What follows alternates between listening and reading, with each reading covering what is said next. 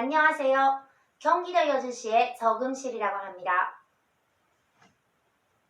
미세먼지의 주범 캠트레일, 검트레일의 오늘은 5번째 이야기입니다. 5번째 이야기도 전번 시간에 이어서 미국의 다큐멘터리 Why in the world are they spraying? 이 다큐멘터리에서 내용을 요약하고 전리하는 식으로 보내자고 생각을 합니다. 전반 부분에서는 캠트레일의 역사와 그 배경에 대해서 주로 말씀을 드렸는데요. 오늘 이 시간은 캠트레일의 현재 진행 상황, 특히나 캠트레일이 시장에 개입을 하는 방법, 간단히 말해서 캠트레일로서 돈을 버는 방법, 그에 대해서 많이 취급을 하고 있습니다. 그것을 요약해서 얘기를 하겠습니다. 여기에서는 다큐멘터리에서는 다양한 미래시장을 통제할 수 있다고 하고 있는데요.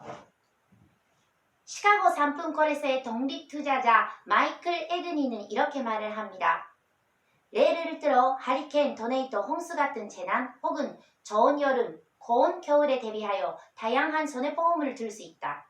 500만 달러의 가치가 있는 잔물에 그 2배로 보상해주는 보험에 들어넣으면 쉽게 1000만 달러를 벌 수 있는 것입니다. 500만 달러의 가치가 있는 작물에 미리 2배로 보상해주는 보험에 들어놓으면 거기에 토네이도, 하리케인이 왔다 해서 다 파괴됐다 하면은 오히려 쉽게 1000만 달러를 벌 수 있다 이것이죠. 또 잔물이 안 되면 가격이 더 뛴다고 합니다. 2010년, 2011년 일리노이 남부와 미주리주의 큰 대규모 토네이도가 왔을 때 농산물이 피해를 입었는데 불안춘세가 가격 상승을 부채질했다고 합니다. 작물이 피해를 입으면 입을수록 더 큰 돈을 번다는 것입니다. 원래 풍년이 오고 하면은 사람들이 분적해서 좋아해야 되고 하는데 오히려 풍년이 안 되면 더 좋은 사람들, 작물이 안 되면 더 돈을 번다는 그런 사람들이 있다는 거죠. 날씨를 통제할 수만 있다면 혹은 고급 정보를 보유하거나 기후 시스템의 영향력을 확보하고 있다면 끝없는 수익, 어마어마한 수익을 얻을 수 있다고 합니다. 이제까지 본 것처럼 기후 조작을 의도적으로 일으킬 수 있는 그런 기술이 엄연히 존재하고요. 그러나 그 반면에 굶고 병들고 심지어 죽는 사람까지 나오면 그것은 날씨를 이용한 또 다른 전쟁이고 살육이고 약탈이라고 생각을 합니다. 그리고 또 그것은 농사뿐이 아니에요. 미국 현재 80%가 날씨의 영향을 받는다는 조사가 있습니다. 전직 텔레비전 기상캐스터인 스캇 스티븐은 이렇게 얘기를 했습니다. 준서 외에 추운 날씨를 만들어낸다면 먼저 송유관 영양을 구입하고 난방 및 냉방 일식에 대한 옵션을 구입하면 됩니다. 이런 식으로 매년 수천억 달러를 벌어들일 수 있는 방법이 존재하며 시카고 상품거래소에 막대한 수수료를 주면서 날씨 파생 상품을 이용하는 것입니다. 이해가 가시겠죠? 이렇게 요새 돈을 버는 사람들은 자기 머리 위의 수분을 어떻게 하면 자기 것으로 할 수 있는가 이 생각만을 하고 있다고 하는데요. 항공우주 및 방위산업 컨셉트 아티스트 및 디자이너인 마크 맥켄들리 씨, 이거는 저번 시간에도 나온 그 사람인데요. 이 사람도 얘기를 합니다. 그러면 구름씨를 부리는 이들과 투자자들과의 관계가 중요하다. 캠트레일이 시장에서 너는 그 위치를 얘기해주고 있다고 생각을 합니다. 앞서 첫 번째, 두 번째 시간에도 얘기한 몬산토에 대해서도 언급이 되었습니다. 선홍, 목장주이며 팜월드라는 이것은 잡지 같은데요. 이런 발행인인 바브 피터슨을 비롯한 증언자들은 인터뷰에서 이렇게 얘기를 했습니다. 요약하면 다음과 같습니다. 가뭄, 큰 물에 피해를 입은 농가는 파산을 하게 되고 농부는 농장을 팔게 됩니다. 그리고 농장을 매입하려고 기다렸던 누군가에게 땅을 매도하고 그렇게 땅을 매입한 소유주는 유전자 변형 작물을 생산하기 시작합니다. 조지 스로스, 대기업 몬산토입니다. 아시겠죠? 선원들이 어쩔 수 없이 피해를 입어서 파산을 하게 되고 땅을 팔게 되는데 그 땅을 산 어마어마한 기업 몬산토는 거기에서 마음 놓고 유전자 변형 작물을 생산한다는 것입니다. 2011년에 아프리카에 있었던 최악의 가뭄 때도 몇 천만의 이재민이 나오고 200만 명의 어린이들이 영양실조가 되었다고 합니다. 죽음의 땅으로 변한 이 땅에 누가 찾아왔을까요? 가뭄의 내성이 있는 GMO 종자를 가지고 몬산토가 찾아왔습니다. 몬산토가 컴트레일에 투자를 하고 있다는 것도 저번 시간에 말씀을 드렸죠. 그러면 이 몬산토하고 컴트레일 기후 조작, 이게 어떤 관계인지 충분히 추측이 가는 문제라고 생각을 합니다. 미국에서 지구공학 연구 비용은 $10,000,000에도 못 미친다고 있었습니다. 약간의 정부 지원과 개인 투자자들로 지금 하고 있다고 하는데요. 그러면 특히나 빌 게이츠 이런 개인 투자자가 쉽게 손 뗄 수 있는 그런 분야랍니다. 그러면 너도 나도 투자를 하겠죠. 왜냐? 거기서 기술을 개발해서 특허를 얻으면은 그 기후 조작, 그 기술로서 더 많은 이득을 얻게 되는 것이 이런 시스템 속에서는 가능하니까요. 지구공학에서는 하늘에서 뿌리는 미세 알루미늄 등으로 죽어가는 식물을 위해 나무와 식물을 유전적으로 변형시켜 알루미늄의 내성을 갖도록 하는 연구가 꽤 오래 진행되어 있다고 합니다. 알루미늄, 미세 알루미늄, 마륨은 너무 뿌리니까 식물이 죽어가는데 그것에 내성을 가는 나무를 키우겠다는 거죠. 다음은 자연으로 나온 나무는 죽어가고 좀 중단하기는커녕 그런 식으로 사고가 발생이 가고 있습니다. 완전히 자기들의 인공 시스템 속에서 자연을 어쩌면 정복하고 지배하려고 하는 것이죠. 그게 자연뿐이 아니라 그 아래 사는 사람들은 어떻게 되겠습니까? 미세 알루미늄의 내성이 있는 사람으로 변하기 위해서 주사를 맞아야 할까요? 아니면은 내 유전자를 변형해야 될까요?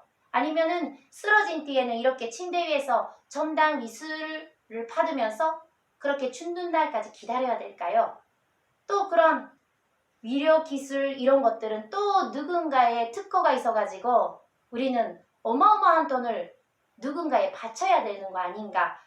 저는 이런 생각을 하게 되는데 어떻습니까? 마지막에 이 다큐멘터리에서는 여러 사람들이 또 마무리 발언 이런 것을 하는데요. 몇 가지 소개를 하겠습니다. 지구공학과 날씨 조작 계략은 점점 어디에 비가 오게 하느냐를 결정할 뿐 아니라 대기 중에 뿌린 유독 물질로 인해서 토양이 변화하면 그곳에 어떤 작물을 심어야 할지도 전부 대기업이 결정하게 될 것이다.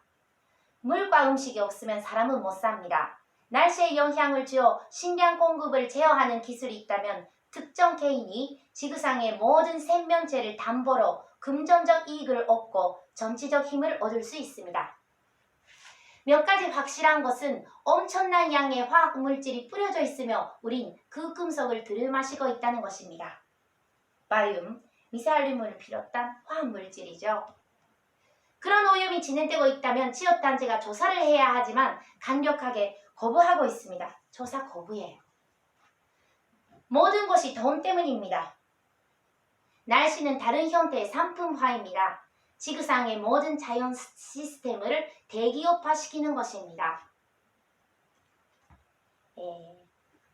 전직 TV 기상캐스터였던 아까 소개한 그 스캇 스티븐도 이렇게 말을 했습니다. 모든 기상캐스터들도 깨닫게 될 것입니다. 지금은 알아채지 못할 수도 있지만 언젠가는 알게 될 것입니다. 저 또한 이런 충격적인 사실을 깨달은 시기가 있었습니다. 놀라웠던 점은 날씨를 업으로 삼은 저도 그 전까지 눈치채지 못했다는 것입니다. 저는 거의 4개월 전까지 몰랐죠. 캠트레일 캠자도 몰랐죠. 기상캐스터도 몰랐는데 우리가 모르는 것이 어쩌면 당연한 거죠. 그런데 알려야 되겠죠? 그러면 하프 전문가 닉 베기 박사는 마지막에 이렇게 말을 하고 있었습니다. 할 수 있는 일을 하십시오. 그게 우리 각자가 할 수 있는 일입니다. 인터넷보다 강력한 네트워크가 있다는 걸 인식해야 합니다. 그건 바로 인류죠. 우리는 강력한 방식으로 연결되어 있습니다. 그래서 이 다큐멘터리에서는 제목에서 던진 그 무릎에 대해서 이렇게 대답을 합니다.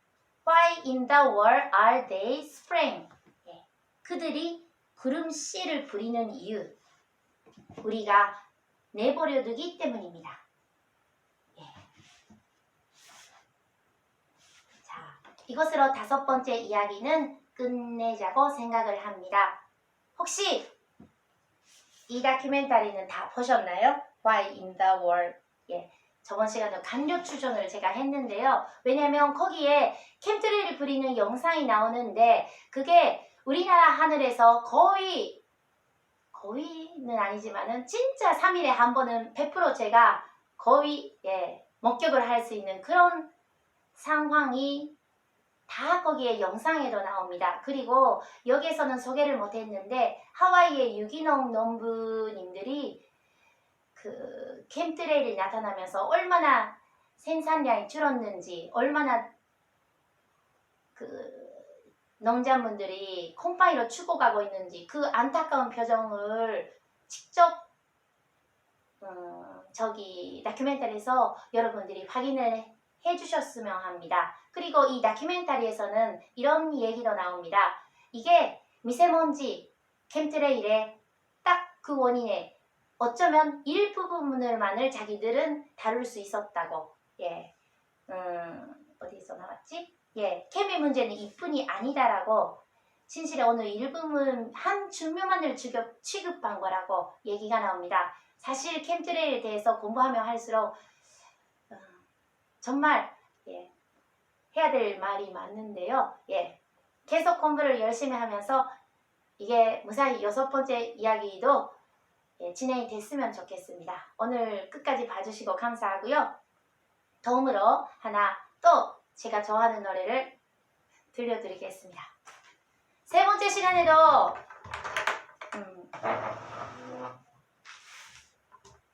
들려드렸는데요.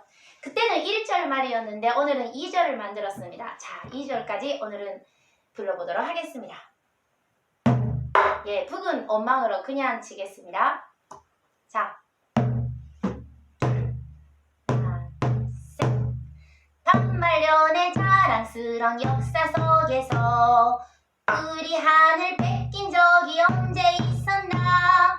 도끼 속에 호덕이는 우리의 산천 신음소리 메아리 친다. 나가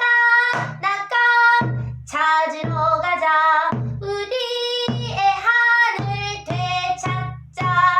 삼천리 아름다운 우리의 강포 맑고 푸른 우리의 하늘. 반말년의 자랑스러운 역사 속에서 우리 정신 뺏긴 적이 언제 있었나.